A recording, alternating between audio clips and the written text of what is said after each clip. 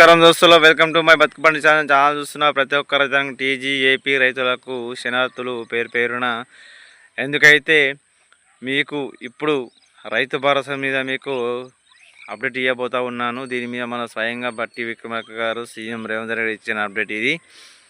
నిన్న మొన్న మాకు రైతులు ఎదురు చూస్తున్నారు. ఎండలు ఫుల్ కొడుతున్నాయి, కొంచెం వాన అయితే పడ్డది, చల్లబడ్డది వాతావరణము.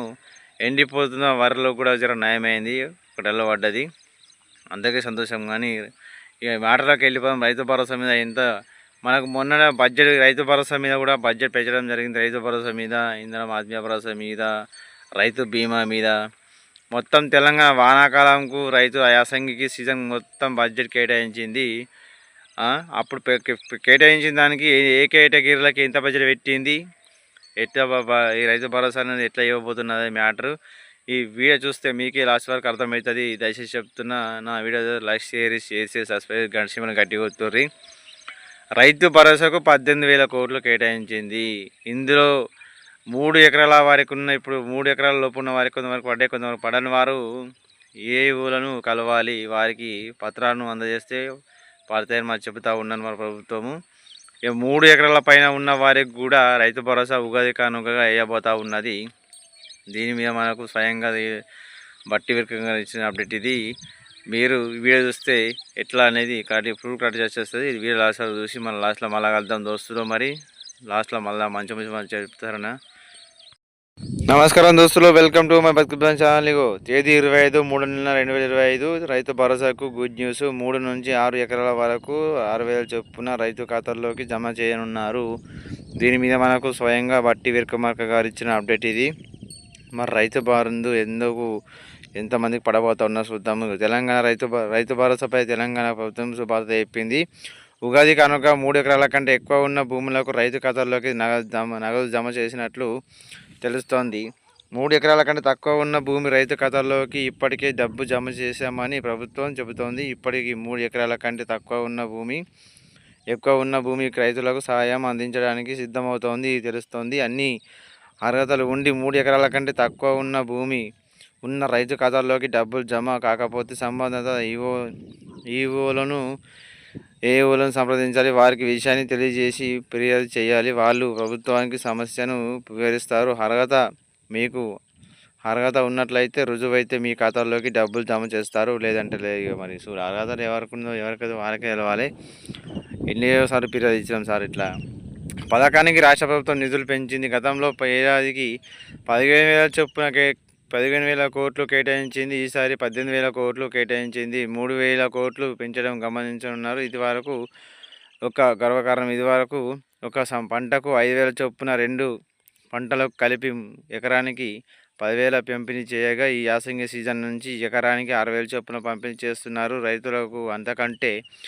ఇంతకంటే ఇక నుంచి ఏడాది 12,000 రూపాయలు అందనుంది. ఈ నిధులు 1.5 ఎకరాలకు సరిపోతాయి. వారికి వానాకాలంలో 150 లక్షల ఎకరాలకు 6,000 చొప్పున 9,000 కోట్లు, యాసంగిలో కూడా 150 లక్షల ఎకరాలకు 9,000 చొప్పున పంపిణీ చేయనున్నారు. బడ్జెట్లో వ్యవసాయ శాఖ రంగానికి ప్రభుత్వం అధికంగా ప్రత్యేకత ఇస్తూ 24,439 కోట్లు కేటాయించింది. ఇందులో రైతు భరోసాకు 18,000 కోట్లు పోగా మిగిలిన 6,439 కోట్లను ఇతరుల పథకాలకు ఖర్చు చేయనున్నది. ఇక మీరు ఖర్చులు బడ్జెట్లు పెట్టుడే జోరు ఉంది, కానీ రైతు భరోసా మాత్రం వేసి జోరు లేదు సారు. మరి బడ్జెట్ పెంచరు మంచిదే, కానీ మీరు ఇచ్చిన హామీ ఎన్నికల ప్రకారం ఏదైతే ఉంది రైతు భరోసాకు ఖచ్చితంగా అయితే నిధులు జమ చేయాలి మీరు రైతు ఖాతాల్లోకి. మీకు చేస్తాము, అది చేస్తాము, అమసపన్నంగా చేస్తామంటున్నారు కదా సారు. ఖచ్చితంగా అయితే రైతులు ఎదురు చూస్తూ ఉన్నారు. ఇప్పుడు వరి పంటలు వేసి 3 నెలలే కోతలకే రాబట్టే మీ రైతు భరోసా ఇకపై లేదు, ఊరిస్తూ ఉన్నారు. మరి ఇక రైతు బీమా పథకానికి కూడా 1,509 కోట్లు కేటాయించింది. 2024 రైతు బీమా 42.6 లక్షల మంది లబ్ధిదారులకు చేర్చారు. ఒక్కొక్కరికి 3,400 చొప్పున రాష్ట్ర ప్రభుత్వం ప్రీమియం చెల్లించింది. పంటల బీమా పథకానికి 1,300 కోట్లు, సన్న వడ్లకు క్వింటల్కు 500 చొప్పున బోనస్ ఇచ్చే పథకానికి 1,800 కోట్లు కేటాయించింది. వ్యవసాయ శాఖ యంత్రానికి రైతు వేదికలకు సంబంధించిన కేటాయింపులు చేశారు. మార్కెట్లో శుద్ధీకరణ నిధులను కేటాయింపులు చేయలేరు. కాగా ఇందిరమ్మ ఆత్మీయ భరోసాకు ప్రభుత్వం 6,600 కోట్లు కేటాయించింది. ఒక్కొక్కరికి నెలలకు 6,000 చొప్పున ఏడాదికి 12,000 చొప్పున చెల్లించాలని ఈ పథకం లక్ష్యం. దీనికి 3.50 లక్షల మంది అర్హులు గుర్తించినట్లు గ్రామీణాభివృద్ధి శాఖ ప్రకటించింది. తాజా కేటాయింపుల ప్రకారం 600 కోట్లతో 500 మందికి 5 లక్షల మందికి లబ్ధి చేరనుంది. మరి చూద్దాం. రైతు బీమా కూడా పెంచిందని, రైతు బీమా సారు ఇది మాత్రం ఇక ఖచ్చితంగా ఇది కూడా ఇవ్వాలి. మీరు అన్నీ ప్రతి ఒక్కటి హామీలు ఇస్తారు కానీ దాన్ని పూర్తిగా కంప్లీట్ చేస్తలేరు. ఎందుకంటే రైతులకు మాత్రం ఆశ పెట్టి నిరాశ చేయకుర్రి. రైతు భరోసా అట్లే చేస్తారు, ఈ రైతు బీమా కూడా అట్లా చేయకండి దయచేసి చెప్తున్నా. ఎవరైతే ఇమీడియట్గా వారికి ఇదైతుందో వాళ్ళకి అందజేయాలి. దోస్తులో బడ్జెట్ ఎట్లా పెంచింది, మా బడ్జెట్ ఏ ప్రకారం చెప్పించడం చెప్తా. బడ్జెట్ అయితే పెంచింది, మనకు పెంచడం జరిగింది. కానీ ఈ సీజన్కి యాసంగి వరి కోతలు అయ్యే వరకు రైతు భరోసా మరి ఉగాది కానుక వేస్తామని చెప్పారు. మరి వేస్తారా అయ్యారా చూద్దాం. మరి మాట మీద ఇప్పటికైనా నిలబడరా. వరి వేసి 3 నెలలు అయిపోయి 4 నెలలు వేసి వరి కోతలే కొంచెం జాగాలు కోస్తూ ఉన్నారు, కొంచెం జాగాలు కోయలేరు.